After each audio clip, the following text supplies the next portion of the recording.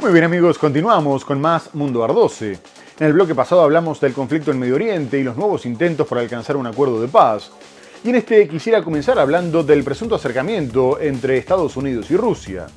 Después de que se anunciara que Donald Trump y Vladimir Putin mantuvieron una conversación telefónica de 1 hora y media en la que, según el Kremlin, hubo un tono franco y amistoso y que el mandatario republicano calificó de excelente, el vicepresidente del Consejo de Seguridad ruso, Dmitry Medvedev, salió a cuestionar el rol de Estados Unidos como mediador, afirmando que no era creíble que un país que robaba presidentes y provocaba conflictos pudiera adoptar ese rol de forma eficaz en todas las situaciones, aunque matizó que por lo menos la actual administración estaba intentando hacer algo al respecto, y no como su antecesor Joe Biden, que solo había financiado e impulsado la guerra.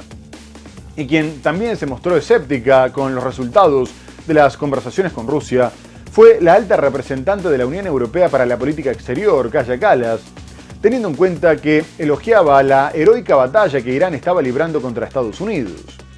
Los mandatarios abordaron el estancamiento de las negociaciones con Irán tras la visita a Moscú del ministro de Exteriores iraní Abbas Araghchi, y el líder ruso afirmó que la decisión de extender el alto al fuego de forma indefinida había sido la correcta, dado que había que priorizar las negociaciones y estabilizar la situación.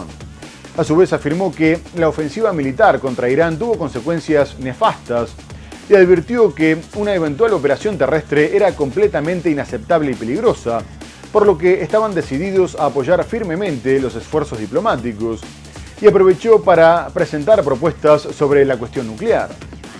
A su vez, Putin le comunicó a Trump que mantenían la iniciativa estratégica contra Ucrania, avanzando contra las posiciones enemigas. El último llamado entre Putin y Trump resuena en Europa. El miércoles, el presidente estadounidense catalogó la llamada como excelente. Sin embargo, este jueves, desde el Consejo de Seguridad de Moscú, matizaron la labor del republicano.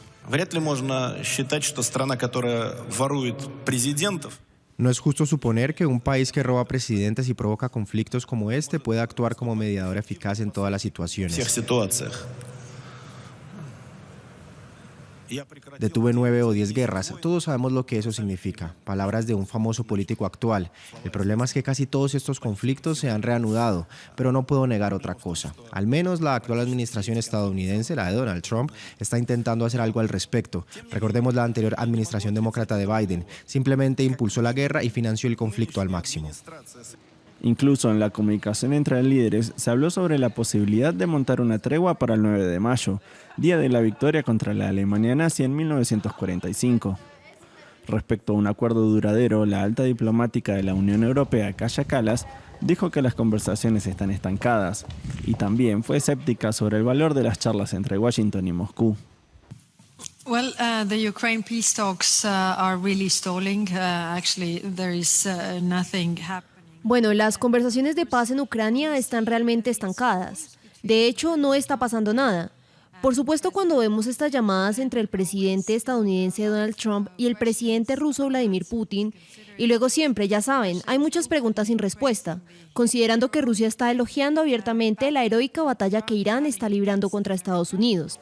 Y el mandatario ruso Vladimir Putin anunció que cesaría las hostilidades contra Ucrania el 8 y el 9 de mayo, con el objetivo de poder conmemorar el día de la victoria sobre la Alemania nazi y celebrar el tradicional desfile militar sin inconvenientes, y afirmó que esperaba que Kiev siguiera su ejemplo, o de lo contrario, llevarían a cabo un ataque masivo con misiles contra el centro de la capital. Además advirtió que, si bien tenían la capacidad de realizar ese bombardeo, hasta ahora se habían abstenido por razones humanitarias. La capacidad de Ucrania para atacar Moscú preocupa a las autoridades rusas, que ya habían informado que en esta oportunidad no iban a desfilar vehículos blindados, un miedo que se justifica después de que en los últimos días un dron impactara en un edificio residencial a 10 kilómetros del Kremlin. A su vez, el presidente ucraniano Volodymyr Zelensky destacó que por primera vez en muchos años Rusia no se podría permitir mostrar equipamiento militar en el desfile, porque tenían miedo de que drones ucranianos pudieran sobrevolar la Plaza Roja.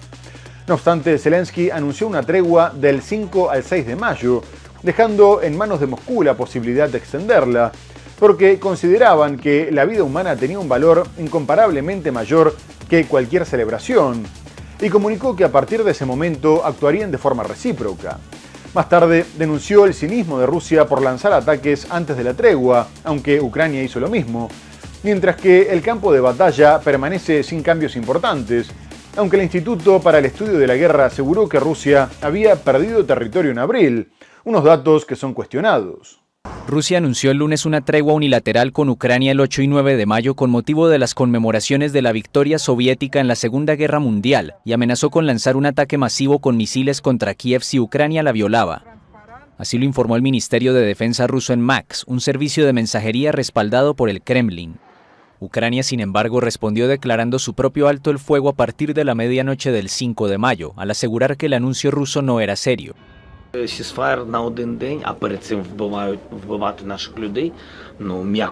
Alto el fuego por un día, mientras antes de eso siguen matando a nuestra gente. Dicho suavemente, es simplemente injusto. Hoy Merefa, ayer Dnipro, muertos y heridos, adultos y niños. Lo siento, después de decir algo así, por ejemplo, detengan los ataques con misiles y drones contra las ciudades y comunidades ucranianas un día antes del desfile. Deténganlos, por ejemplo, y digan, tengamos un alto el fuego por un día. No es serio.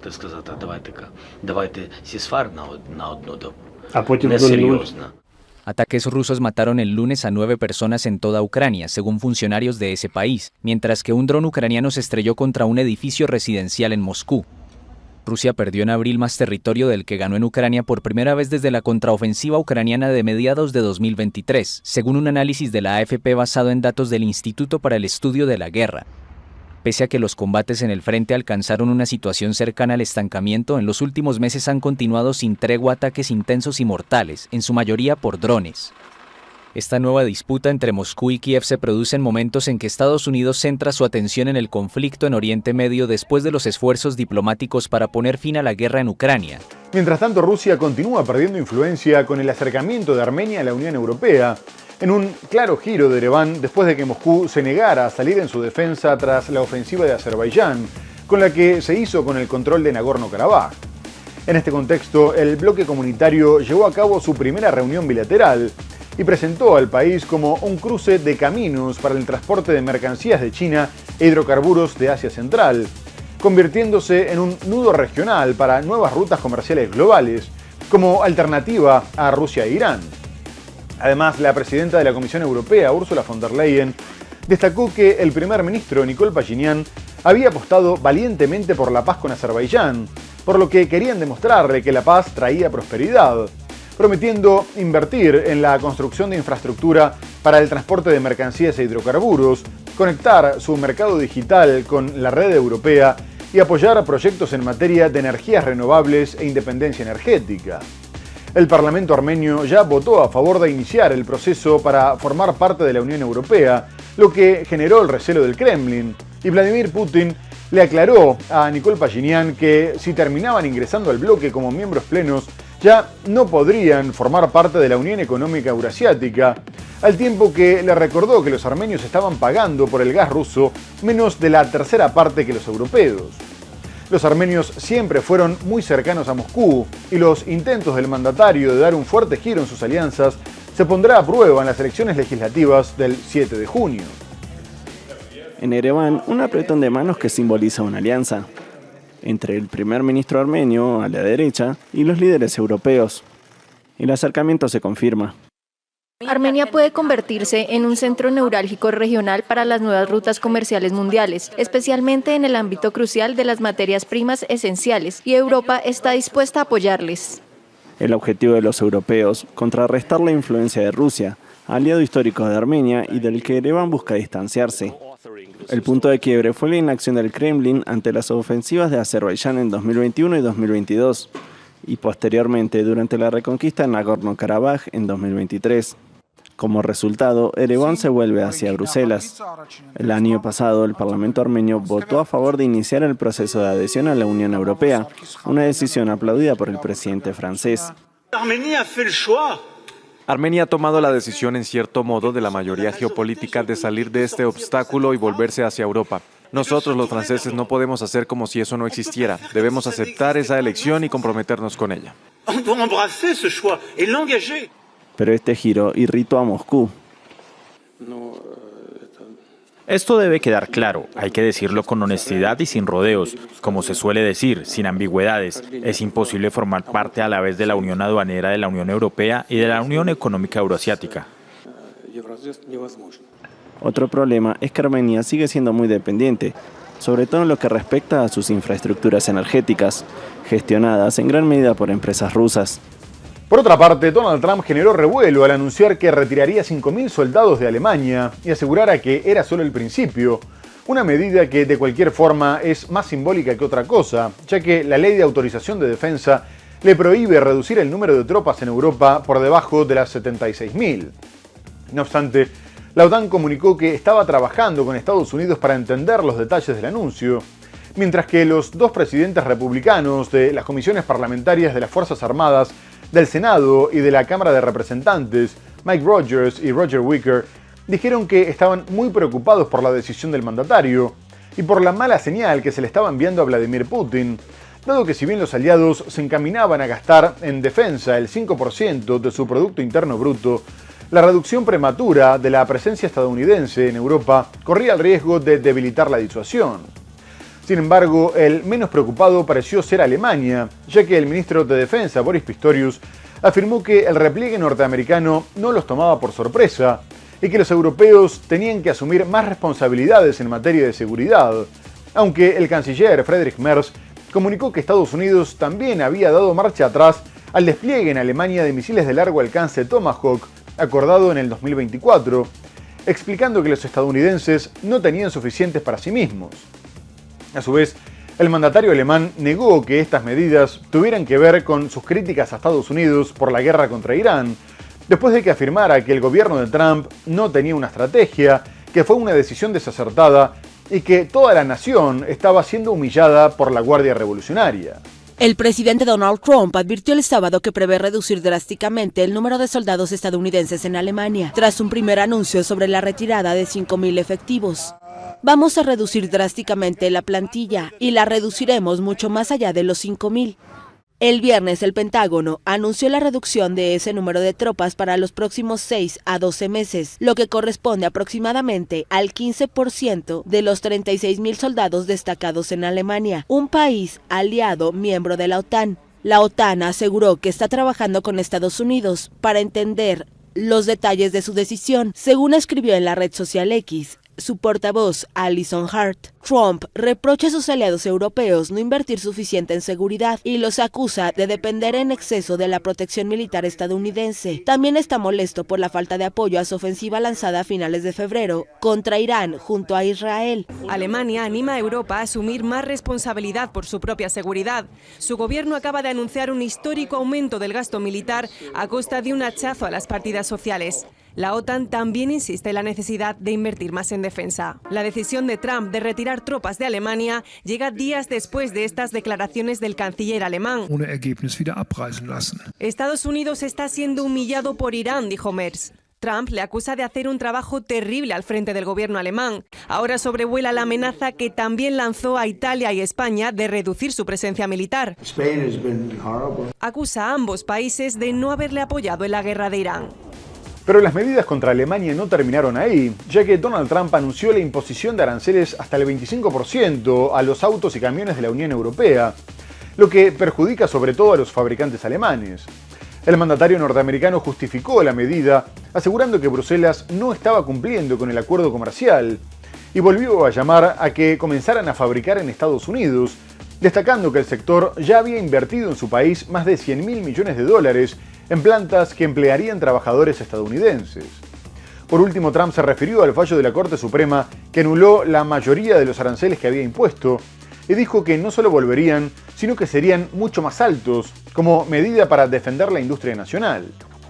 La Corte incluso había ordenado devolver el dinero de los aranceles ilegales, considerando que el presidente se había excedido en sus poderes, pero el gobierno norteamericano afirmó que los gravámenes a los autos, al aluminio o al cobre seguían plenamente vigentes.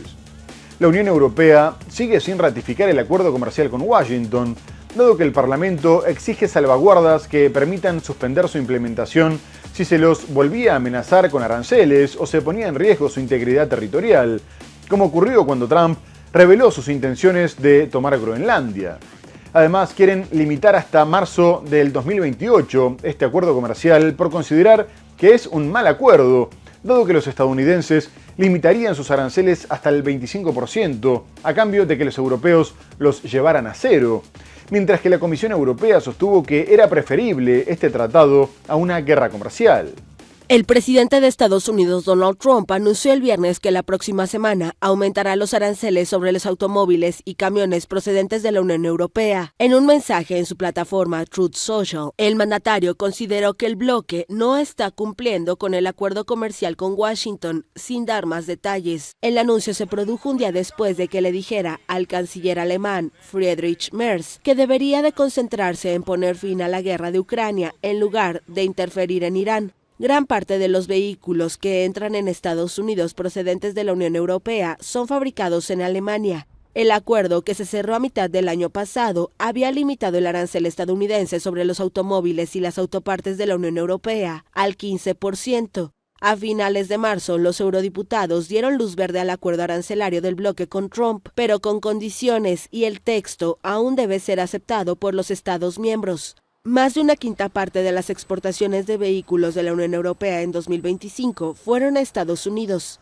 Esta medida infringiría el acuerdo comercial entre la UE y Estados Unidos alcanzado el verano pasado, que limita los aranceles estadounidenses sobre los productos de la UE al 15%. Esto llevó a la Comisión Europea a reiterar el lunes que si Estados Unidos adopta medidas incompatibles con el acuerdo, todas las opciones seguirán abiertas. Por otra parte, Estados Unidos aumentó la presión sobre Cuba, imponiendo más sanciones, al tiempo que Donald Trump aseguró que una vez que termine con Irán, podrían tomar el control de la isla casi de inmediato, considerando que si enviaba el portaaviones USS Abraham Lincoln, el pueblo se rendiría. Cuba continúa atravesando una fuerte crisis por el bloqueo de petróleo impuesto por Estados Unidos, más allá de que Rusia envió algunos suministros que aliviaron una situación marcada por cortes masivos de electricidad en todo el país, la paralización del sector del turismo y graves problemas en el suministro de agua y alimentos, lo que también comprometió el sistema sanitario. Pero ahora Washington fue más allá y amplió las sanciones contra cualquier persona o empresa, estadounidense o extranjera, que comercie con el gobierno cubano o con instituciones estatales cubanas, y los departamentos de Estado y del Tesoro podrán bloquear cuentas bancarias. Poco más tarde, el ministro de Exteriores cubano, Bruno Rodríguez, denunció que las nuevas medidas eran ilegales y abusivas y consideró que eran una respuesta al desfile del 1 de mayo, que convocó a cerca de 500.000 de personas frente a la Embajada de Estados Unidos en protesta por las amenazas militares y el recrudecimiento del bloqueo. A su vez, el presidente Miguel Díaz-Canel calificó el bloqueo de genocida y afirmó que las medidas de Estados Unidos eran una evidencia de su pobreza moral. Y posteriormente dijo que ningún agresor encontraría rendición, ya que se preparaban para la guerra de todo un pueblo, una estrategia de guerra asimétrica que pretende hacer que la ocupación sea insostenible. El presidente estadounidense ha afirmado que primero finalizará su estrategia en Irán y después no descarta enviar al Caribe el portaaviones Abraham Lincoln, sugiriendo incluso que podría situarse frente a las costas cubanas. Cuba, which we will be taking over almost immediately. Cuba's got problems.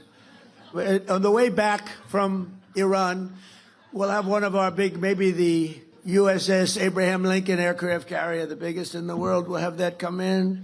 Estas declaraciones llegan el mismo día en que Washington ha endurecido las sanciones contra Cuba, apuntando a sectores clave como la energía, la defensa o las finanzas. Las nuevas medidas incluyen el bloqueo total de activos en Estados Unidos y restricciones a empresas y bancos internacionales que operan con La Habana. Unas sanciones que repercutirán aún más de forma directa en la población cubana, provocando más apagones y una escasez de alimentos y productos básicos. Desde la isla, el gobierno cubano ha rechazado estas decisiones, calificándolas de medidas coercitivas y de castigo colectivo contra el pueblo.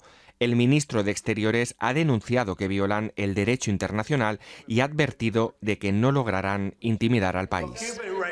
La tensión entre ambos países se intensifica así en un contexto de creciente presión económica y advertencias de Washington sobre la presencia de potencias rivales en territorio cubano. Cuba organizó el viernes un desfile masivo del 1 de mayo frente a la Embajada de Estados Unidos en La Habana.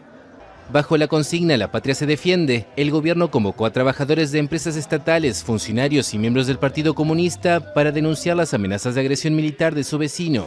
Y el secretario de Estado de Estados Unidos, Marco Rubio, se refirió a la difícil situación de Cuba, asegurando que no existía un bloqueo de petróleo a la isla y que las dificultades energéticas y económicas radicaban en un sistema fallido y la incapacidad de sus líderes. Unas palabras que se contradicen no solo con las sanciones que Estados Unidos mantiene desde hace más de 64 años y que, como vimos, se endurecieron en los últimos días, sino también con el anuncio de Donald Trump de que impondría aranceles extraordinarios a todo país que le vendiera petróleo. Además, Rubio explicó la crisis sosteniendo que Cuba estaba acostumbrada a recibir crudo gratis de Venezuela y que tomaban el 60% de los envíos para revenderlo y conseguir divisas, pero que la situación había cambiado tras la intervención militar que terminó con la captura de Nicolás Maduro y que ahora los venezolanos se negaban a seguir regalando sus recursos. El secretario de Estado comunicó que Cuba era uno de los temas que iba a abordar con el Papa León XIV en su visita al Vaticano y negó que el viaje tuviera como objetivo limar asperezas después de los recientes cruces entre Trump y el pontífice.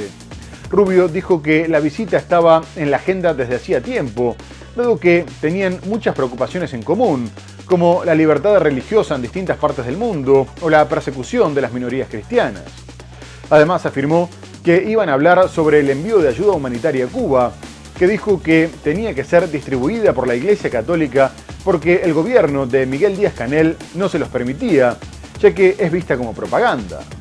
El jefe de la diplomacia de Estados Unidos, Marco Rubio, dijo el martes que Estados Unidos no impuso un bloqueo petrolero a Cuba, que sufre en cambio una mala gestión económica. Lo declaró en rueda de prensa en la Casa Blanca, en víspera de un viaje al Vaticano, donde espera abordar temas sobre América Latina con el Papa León XIV. Rubio aseguró que el modelo económico cubano no funciona y que quienes gobiernan el país no pueden solucionarlo. El secretario de Estado dijo que le encantaría hablar con el sumo pontífice sobre el tema y además rebajó la polémica entre el presidente Donald Trump y el máximo jerarca de la Iglesia Católica. Va al Vaticano para reunirse con el Papa. ¿Es esto un intento de limar asperezas con el Papa, dado el tono de la retórica entre el presidente Trump y...? No, o sea, es un viaje que habíamos planeado desde antes y obviamente han pasado algunas cosas. No, mire, hay mucho de qué hablar con el Vaticano. Le pongo un ejemplo. El Papa acaba de regresar de un viaje a África, donde la Iglesia está creciendo con mucha fuerza y tenemos preocupaciones compartidas sobre la libertad religiosa. Rubio recordó que Estados Unidos ha entregado a Cuba $6 millones en ayuda humanitaria, pero que el régimen no les permite distribuirla y por eso lo hacen a través de la Iglesia. Tanto Washington como La Habana han reconocido que mantienen contactos políticos, pero ambos países difieren sobre el alcance de esas negociaciones. De orígenes cubanos, el secretario de Estado tiene un interés personal en la política sobre la isla desde su época de senador, y el propio Trump ha asegurado que lo ve capaz de asumir las riendas del país situado a poco más de 150 kilómetros de las costas de Florida. Trump promulgó el 29 de enero un decreto presidencial que estipula que el régimen comunista cubano constituye una amenaza extraordinaria y en virtud de ello anunció aranceles extraordinarios a todo aquel país que quiera vender petróleo o derivados a la isla. Asimismo, la justicia de Nueva York apuntó contra el gobernador de Sinaloa, Rubén Rocha Moya, por supuestos vínculos con el narcotráfico, por lo que este decidió dejar su cargo de forma temporal, pidiendo licencia por 30 días para facilitar las investigaciones de Estados Unidos, ya que para que fuera citado tendría que haberse aprobado un procedimiento de desafuero en el Congreso. El Departamento de Justicia norteamericano involucró directamente a otros 9 funcionarios mexicanos, entre los que se encuentran el alcalde de Culiacán, Juan de Dios Gámez, el senador Enrique Insunza y el vicefiscal general Dámaso Castro, al tiempo que se detectó posesión ilegal de armas y se descubrieron pagos mensuales de hasta $16.670 a los jefes policiales y fiscales para que les proporcionaran información clasificada y se les brindara protección. Y se asegura que todos estarían involucrados con el cártel de los Chapitos, con el fin de llevar y distribuir droga en Estados Unidos. La Fiscalía del Distrito Sur de Nueva York ya pidió la captura con fines de extradición del gobernador, del partido oficialista Morena y del resto de los implicados, pero Rocha Moya rechazó categórica y absolutamente las acusaciones en su contra, afirmando que carecían de veracidad y fundamento alguno, mientras que la Fiscalía General de México sostuvo que no había pruebas para detenerlos, y la presidenta mexicana Claudia Sheinbaum aclaró que su gobierno no iba a aceptar injerencias externas. Por su parte, la gobernadora interina Geraldine Bonilla manifestó su respeto y solidaridad con Rocha Moya y confirmó su reconocimiento invariable a la mandataria. El gobernador mexicano del partido oficialista Morena, acusado de nexos con el narcotráfico por Estados Unidos, Rubén Rocha Moya, anunció el viernes que deja el cargo de manera provisional para facilitar las investigaciones de la Fiscalía General Mexicana. El gobernante del estado de Sinaloa, al noroeste del país, es cercano al expresidente Andrés Manuel López Obrador y es acusado por la Fiscalía del Distrito Sur de Nueva York, que pidió su captura con fines de extradición.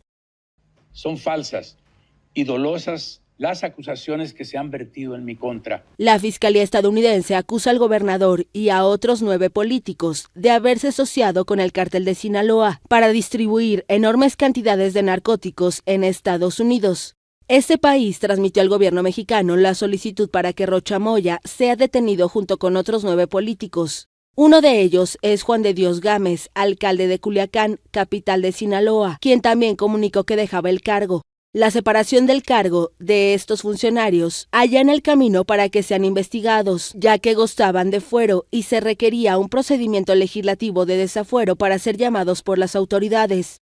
Las renuncias se conocen unas horas después de que la Fiscalía General Mexicana señalara que no hay pruebas para detenerlos y de que la presidenta Claudia Sheinbaum dijera que su gobierno no aceptará intervenciones de gobiernos extranjeros.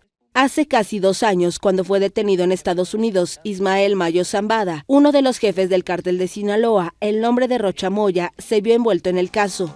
Por último, generó alarma el contagio de hantavirus en un crucero que se dirigía de Ushuaia a las Islas Canarias, después de que 3 personas perdieran la vida y se detectaran otros 7 casos sospechosos, 3 de los cuales fueron evacuados para ser tratados en Países Bajos y otros estaban cuidados intensivos en Sudáfrica, mientras que casi 150 personas se encontraban encerradas en los camarotes y el barco permanecía varado frente a la costa de Cabo Verde, aunque prosiguió su camino a Tenerife. El virus es transmitido por roedores y se cree que la primera infección se produjo fuera del barco, aunque la Organización Mundial de la Salud reconoció que posteriormente fue contagiado de persona a persona, dado que los enfermos mantuvieron un contacto muy estrecho. No obstante, la directora de Preparación y Prevención de Epidemias y Pandemias, María Van Kerkhove, destacó que el riesgo para la población en general era bajo, dado que el virus no se propagaba como la gripe o el COVID. De cualquier forma, el miedo hizo que Cabo Verde prohibiera el desembarco de los pasajeros, mientras que el gobierno de Canarias también expresó su descontento por la llegada del crucero, lo que generó un fuerte cruce con el gobierno de Pedro Sánchez, que acató el pedido de la organización para que lo recibiera, en cumplimiento con el derecho internacional y el espíritu humanitario. El presidente del Ejecutivo Autonómico, Fernando Clavijo, aseguró que se había enterado por la prensa que recibiría en el barco y pidió una reunión urgente con Sánchez para evitarlo, sosteniendo que deberían repatriar a los pasajeros desde Cabo Verde. 3 personas presumiblemente infectadas con hantavirus fueron evacuadas el miércoles del crucero inmovilizado frente a Cabo Verde y estaban camino a Países Bajos para recibir atención médica. El MV Hondius, que cubría la ruta entre la ciudad argentina de Ushuaia y el archipiélago africano, pondrá rumbo a las Islas Canarias, donde llegará en un plazo de 3 a 4 días, de acuerdo a lo anunciado por el Ministerio de Sanidad español en la noche del martes. Su puerto de llegada será Tenerife, según la televisión pública española, que cita fuentes del propio ministerio. El presidente regional de Canarias reiteró, sin embargo, el miércoles su oposición a la evacuación de enfermos hacia el archipiélago y lamentó la falta de comunicación por parte del gobierno central en Madrid. Según la OMS, 3 personas murieron desde el inicio del crucero, mientras que un pasajero de nacionalidad británica fue evacuado por separado y se encuentra en un hospital de Johannesburgo. El ministro de Salud sudafricano declaró el miércoles que la cepa de hantavirus detectada en esa persona es la conocida como virus Andes, la única de las 38 conocidas que es transmisible entre humanos. Otro pasajero está hospitalizado en la localidad suiza de Zúrich. El crucero de bandera neerlandesa contaba con 88 pasajeros y 59 tripulantes de 23 nacionalidades, incluyendo un argentino y un guatemalteco. La OMS cree que uno o varios primeros casos se infectaron fuera del barco por el virus y que posteriormente se produjo una transmisión entre personas. A su vez, declaró que en esta fase el riesgo global para la salud pública sigue siendo bajo. Muy bien amigos, se nos ha terminado el programa. Hemos hablado del conflicto en Medio Oriente, con el aumento de los ataques en el estrecho de Hormuz y la decisión de Donald Trump de dar marcha atrás a su intención de escoltar a los barcos comerciales. Abordamos otras cuestiones como la tregua entre Rusia y Ucrania, los aranceles de Trump a los autos europeos, pero lo tenemos que dejar hasta el próximo programa. Muchas gracias por habernos acompañado y hasta entonces.